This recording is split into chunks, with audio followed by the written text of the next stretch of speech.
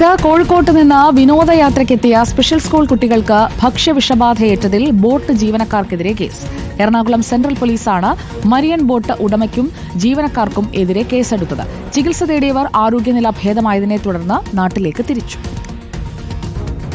കോഴിക്കോട് നിന്ന് എറണാകുളത്ത് വിനോദയാത്രയ്ക്കെത്തിയവർക്കാണ് ഇന്നലെ ഭക്ഷ്യവിഷബാധയേറ്റത്. ഭിന്നശേഷി കുട്ടികളും രക്ഷിതാക്കളും അധ്യാപകരും ഉൾപ്പെടെ 100ഓളം പേർ ചികിത്സ തേടിയിരുന്നു. മറൈൻ ഡ്രൈവിൽ നിന്ന് ബോട്ടിങ്ങിന് പോയ സംഘത്തിന് ഉച്ചഭക്ഷണത്തിന് ശേഷം ഛർദിയും വയറിളക്കവും അനുഭവപ്പെടുകയായിരുന്നു. ബോട്ട് ജീവനക്കാർ നൽകിയ പൊതിച്ചോറ് കഴിച്ചതിന് ശേഷമായിരുന്നു ശാരീരിക അസ്വസ്ഥതകൾ.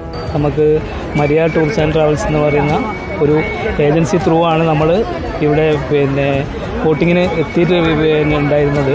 ഭക്ഷണം ഉൾപ്പെടെയുള്ള കാര്യങ്ങൾ അവരായിരുന്നു ഒരുക്കിയിട്ടുണ്ടായിരുന്നത്. ഇന്നലെ ഒരു വെജിറ്റേറിയൻ ചോറാണ്, അതിലുള്ളതാണ്. മറ്റേ ഒരു പുളിയും മധുരമുള്ളൊരു കറി ഉണ്ടായിരുന്നു. അതിൽ അതിൻ്റെ എന്തോ ഒരു ഇതാണ്, അത് കഴിച്ച് കഴിഞ്ഞാലാണ് ഇവിടുന്ന് മരിയ ഒരു ഏർപ്പാടാക്കിയത്.